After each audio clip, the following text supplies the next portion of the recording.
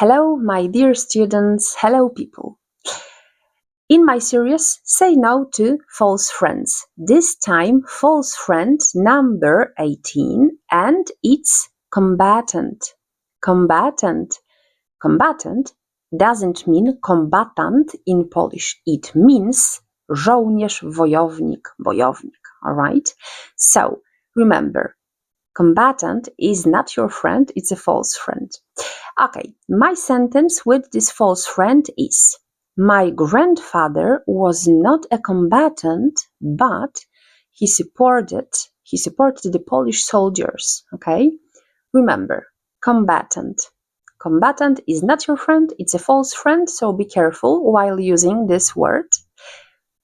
And as usual, I wish you a lot of new words in your dictionary, a lot of energy in learning English. Don't give up. And see you soon, my dear students. Have a good day. It's a beautiful autumn sunshine. Goodbye.